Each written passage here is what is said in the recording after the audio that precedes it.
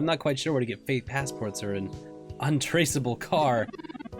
The only shady folks we know are those kids who vandalized Hayden's apartment. I doubt they could point us in the right direction, but a long shot's better than no shot. We're going for the kids. That's a long shot. We don't know where they are, though. So for now, we should probably focus on getting the money for Mr. Mensa. Maybe Dr. Fairlight or Melody could spot us the cash? 100,000 is no small amount, but is unlikely to cause much consternation for either of them, assuming they're as dedicated to helping as they claim. Melody's assumably home as usual, and Fairlight did let us know he'd be at the hospital. We could ask either of them for assistance. I'd go with Fairlight first. He's scrupulous. But I guess we're like going now hard for Vincent's secrets, whatever those are. As well as Vincent has been very clear, like, sure, I trust you guys full-heartedly, even though at first he was like, these guys seem kind of sketchy as hell. Oh no! What happened, buddy? Let's look first. Looks like some older kids got their artistic expression out. Who's there? I cannot see a thing. I shall make a note to request more street lamps in this park. There is much too dark an area. Oh, buddy. Poor thing, it can't see at all with its optics painted over like that. It doesn't even know. I wonder. Let's see if we can wash it off. Oh, hello again. It's in the Alfie's here. Have you come back for some of my cool, refreshing water? I'll soon have sparkling water available. Sparkling water is just as cool and refreshing. No, I want to use the water rum. I only contain cool, refreshing water. No hassy. Oh, I was hoping I could use some water on the bot. You know, to clean up.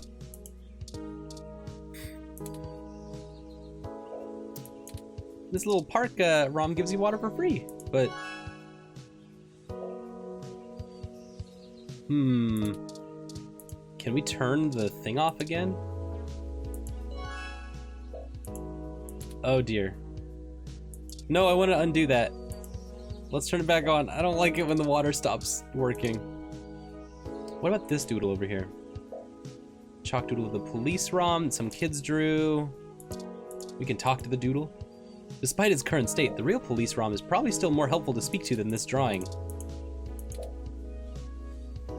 Oh, Turing would be upset if you wrecked the art.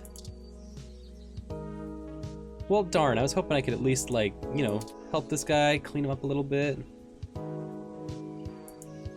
Let's listen to those dang headphones. Is it illegal to listen to the police station? Alright, let's see if we can get anything happening.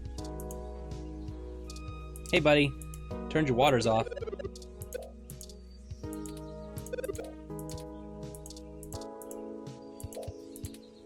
Nope, looks like I'm not getting any water. Dang. Let's hope I can clean that poor guy up. Alright, back to business. So now we've got Flower Mansion, or we've got the hospital. We still have that loose end at KCOB, but I think that might just end up being a loose end. Let's go to the hospital. I know we don't trust this guy. Yep, I'm a guest this time. I know we don't trust this guy, but we could use him a lot easier. Alright, we're here for Dr. Fairlight. And he's available, perfect. Stairs are ahead. Page ahead and let you know you're on your way. Please note, patient Fairlight is to avoid undue stress. Please do not upset him. You'll be ejected from the building if you begin to set back his treatment progress. Okay. So our goal is not only to make him happy, but also to keep him stress-free, because if he stresses out at all, we're out of here. We're ejected. Hey, Fairlight. I've been receiving odd phone calls from strangers all day long, so I'm curious to know if your efforts have proven more productive. I hope my suggestion to speak to Melody Flores panned out. It did. She pointed us towards a parallax researcher willing to sell us information. Oh, wonderful. So, I assume... We were hoping you'd be willing to, front us the money. The information should be good. Ah, I see. How much? 100,000 credits in cash. Oh, a pittance. I will message Leon and have him gather the cash, as long as you're willing to pass on anything that might be of interest to me. I'm willing to help, but I am still a businessman. Information from inside Parallax could be quite valuable to me as well as to you. Alright, sounds fair to me. I'll think about it. Yeah. No, I came to Fairlight, I knew what I was getting into. Now, it'll take a little while for Leon to run his errand for us. Perhaps the two of you wouldn't mind keeping an old man company? My treatments are not without discomfort, and I would not mind a distraction while they go to work. I think we can spare a few minutes. So, about the investigation. I would ask about the investigation, but I would rather wait until the entire story is revealed before we run through it. I find it greatly irritating to leap into a story in the middle. Perhaps there's a tale you would like to tell me? Oh, this is me asking them something. Perhaps there's something Turing would like to hear. Oh, yes! Perhaps you could tell me a story about Hayden? As we've been pulling on the loose ends of his life, I've been showing that I know so little about him. His time with me was such a small taste. All very true, but is not every person shown only a small slice of the life of their father? I too only know a little about Hayden, but it was a different time. I met him shortly after the merger. I was put in charge of his research division by the board of directors, and first met him when we stormed into my office and slammed his research directly on my desk. To hear him tell it, his direct superior was stifling his attempts to develop a new correlative search algorithm, calling it a waste of time. I may have disciplined him for insubordination, as the management structure is there for a reason, but I admired his spirit and read over his proposal. It was solid, so I greenlit it. I recall he spent one furious weekend pushing our supercomputer to the limits with his calculations and dropped the results in front of me the following Monday, almost too exhausted to stand. I ended up taking it to the new board, but it was Hayden's fire that convinced them to implement it. He knew how to command a room, in his own way, a talent few men of the mind have. So what was the proposal? As I said, it was a new search algorithm, one that correlated the user inputs on the Lips OS with search terms to give more relevant predictive results to a specific user. It would measure all types of data that we regularly collect, and then use those elements to quickly and accurately determine the user's age, gender, interests, even their immediate desires. Very dicey stuff to keep as useful data, but Hayden's algorithms were solid. After a little work, search results became almost 25% more desirable to the user upon implementation. I'm not sure anyone else could have pulled it off, but it earned him his own research team. He was a whirlwind during those days. He always seemed so calm and patient. It's hard to imagine him storming into anyone's office like that. Well, he was a younger man then. As he got older, he learned how to better work around a problem rather than just charging through it. Patience is a virtue learned through experience. Okay.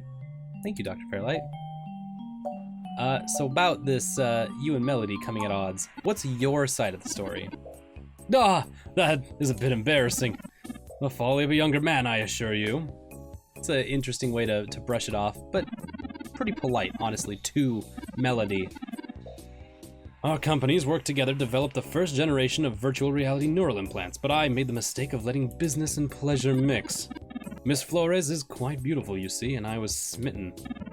I have scarcely met a woman I would consider my equal, and Melody Flores is at the top of that list. Riding high on the success of our joint venture, I proposed a more informal relationship between the two of us, but was rebuffed. I'm ashamed to admit that she wounded my pride, and I did not comport myself with much dignity after that. I directed our company to sabotage the neural implant program, but she was more than skilled enough to recover from such base treachery. We've been at odds ever since. But I've never married, and neither has she. Sometimes enemies can be closer than allies, in a certain light. You know where you stand with them, you see. Perhaps it is time to bury the hatchet. I'm tired of fighting, and not just this battle. I would not object to spending the rest of my time with a respected adversary. I shall send her a correspondence. I wish you luck, Dr. Fairlight. Melody is still quite sharp in every sense of the word. That would make Dr. Fairlight Turing's uncle. Oh, thank you. I should expect nothing less from a woman of her caliber. She is remarkable. So now he has more respect for Flores, and that kind of means everything in this case, in this situation. That's all that she's looking for from a man as well, so, you know, that's important. Neither of them are looking for love, which is what Dr. Fairlight inappropriately assumed way back when. He was like, oh, you're a woman, you must be looking for love. Wrong. Incredibly wrong. How are you ousted from the Parallax Board of Directors? A dastardly tale. Because where you got ousted, Flores did not and has majority share of her company. So where does this start? After the merger, I was given the position of Chief Technology Officer, and was tasked with integrating System 1's LipsOS and Parallax's various web search products. Things were going well, especially with Hayden's newest work pushing the boundaries of what could be done with the technology, until the board started pushing the new MeshNet project. Ambitious project, proven to be a game changer in the long run. At the time, the board was blind to the possible weaknesses in the system, and I fought long and hard for more time and resources to make sure the new network was secure. Breach of the system could leak thousands of users' data, and would deal a nasty blow to the company at a time when it was still getting its feet settled. They overrode my objections and launched the damn project early, trying to plump up a lean quarter. And you should know the rest. Some child tore a hole in the network a mile wide. The entire company had egg on its face for months until they could patch the security weaknesses. And despite that, I had made calls for more time from day one. They used the event as a convenient excuse to vote me off the board.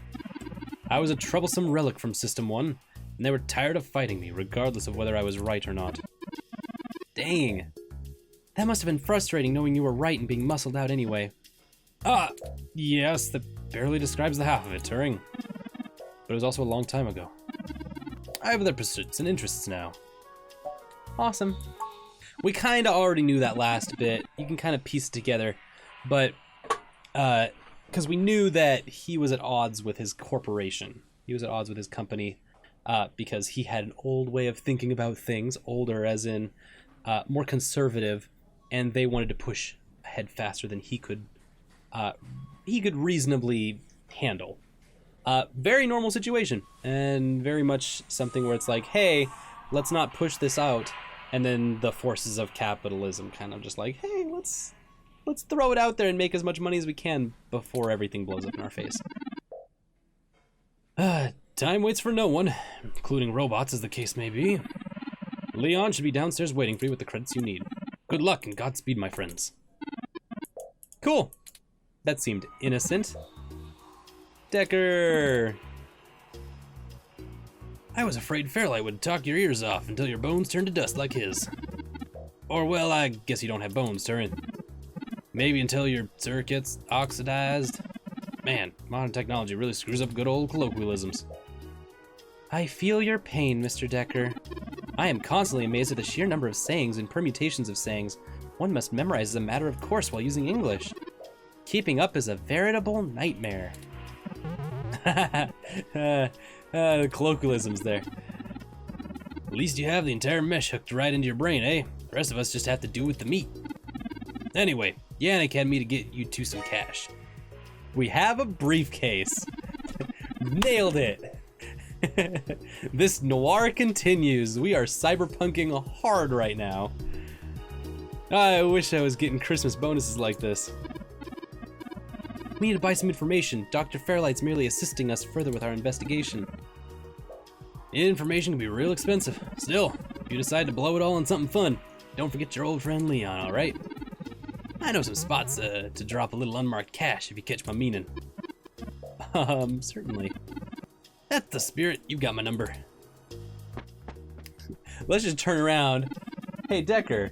Let's go give Decker $100,000 cash. Let's see what we can do with it. I can only imagine what carnal pursuits Mr. Decker was referring to. and I have no idea why he thinks I would be at all interested. Regardless, I can ponder the mysteries of the human glandular system while on the move. We still have things to do before we can meet back up with Mr. Mensa. Nice. Alright. Now for, like, a car and junk. Whoa, Detective Rivers! I don't know what's been going on. It's been, like, no information here.